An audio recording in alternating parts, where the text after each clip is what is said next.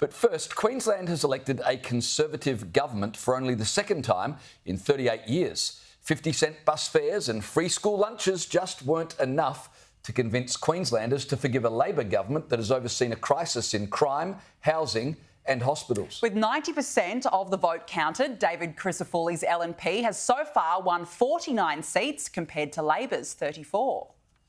Tonight, Queenslanders have voted for hope over fear.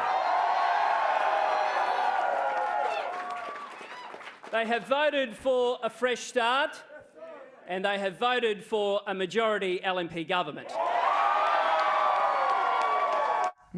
There's a fair bit to unpack out of the events of the weekend, Danica, but for me, I was quite surprised at how well Labor did. I mean, it's only a few weeks ago people were predicting an absolute bloodbath, and we'll talk about Steven Miles' concession speech a little later, but it almost sounded like a victory speech. Such was the result that was expected as compared to what actually happened. And the LNP, I mean, I reckon they breathed a sigh of relief that they actually got over the line. But it's a sign of just how bad things were in Queensland under the Labor government, that you've got a Conservative government that have not been able to be supportive of nuclear energy.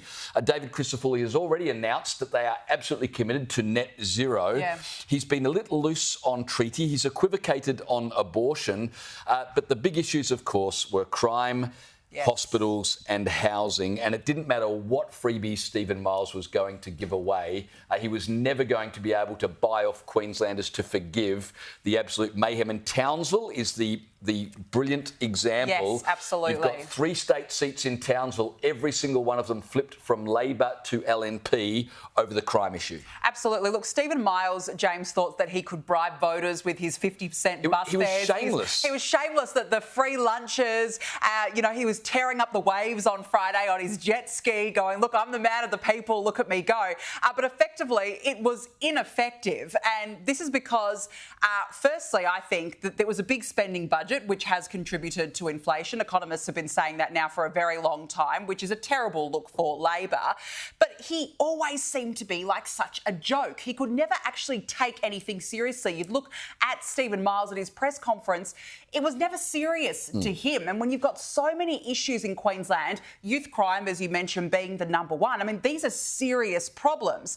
There are, though, a lot of learnings from this from a federal perspective, in my opinion. One you alluded to, that small strategies are a risk, the small targets, because David Crisafulli had such a lead heading into the last few weeks. And it's only been in the last 7 days where that lead has really tightened so much that it could have possibly have gone the other way. So from a campaign perspective, I actually think that Steven Miles out-campaigned David Crisafulli. And Miles was quite laughable in his style, and yet it was effective. Totally. And look, I think that this is what it's done is it's given Peter Dutton more ammunition to continue on this big target, which the federal coalition has. They've gone for a big target with their nuclear plans, their migration plans, such stark contrast to Labor. And I think, if anything, this has really given Peter Dutton the ammunition to say, OK, I've got to go big, because when they resort back to that Conservative base,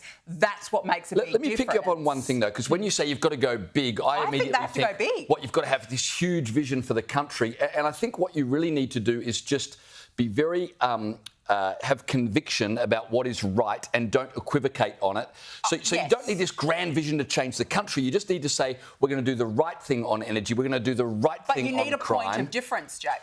The point of difference is do the right thing rather than the rubbish that we've seen federally and state. But you need a big point of difference. You can't go into an election with a small target, because then how do you differentiate between your policies and Labor? And you don't want a situation where you're crawling so far over to the left, you become centre-left. You've got to be able to differentiate your policies. And that's why I think nuclear is a big one. So if anything, as I said, I think this is giving the ammunition for the coalition federally to go, let's take this, let's go big. But take nuclear, right? So everyone knows that our energy policy is failing miserably.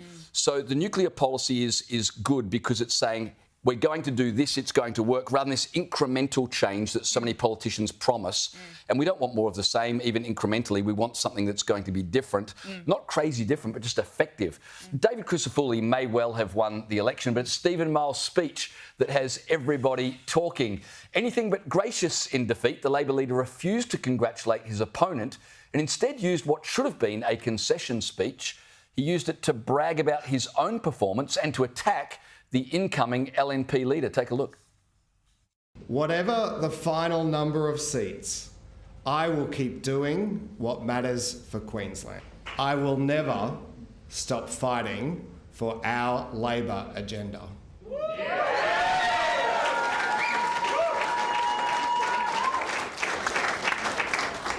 And I will never stop holding the LNP to account. What a complete and utter sore loser this man is. He tried to walk back his comments today. This is what he said at a press conference. You're right. If I'd waited another hour, the results probably would have been clearer. But there was no malice in that process. I simply wanted to wait until Queenslanders' votes had been counted. You know, he tried to walk back his comments today. OK, fine. He said if I had waited an hour later, it doesn't matter. The fact is it was always going in the direction of the LNP. Why didn't he wait an hour later? Why didn't you? Or why didn't you? But why didn't you come out and say, yes, this was not the result? Congratulations to David Crisafulli. Just act gracefully. And I think last night what we saw really was the real Steven Miles, the Steven Miles that's been hiding so long, that he has covered up this whole time as, you know, the big joker, the laugher, the giggler. Well, realistically, he wasn't. He was acting as a fraud this whole time because I thought it was a shock. It was shocking and it was shameful. Well, speaking of seeing the real Steven Miles, I think anyone who's got TikTok has seen the real Steven Miles. He's quite childish and he proved it with that speech there. He's certainly no statesman, no great leader. That was really student politics stuff.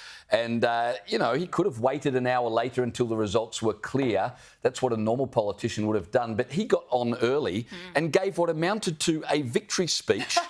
Even in defeat, it was quite bizarre and says a lot about the man. Yeah, it certainly does. And the other big story of the night, of course, was that shocking performance by the Greens, with the minor party now on track to lose at least one of its seats in Queensland. But it's also, James, failed to pick up any new electorates. Yeah, I think that people are finally calling out the Greens as an extremist radical party. And it was interesting that Anthony Albanese accused the Greens of being blockers and said that people have finally realised that the Greens are blockers. I don't think that's anything to do with why the Greens were rejected in Queensland.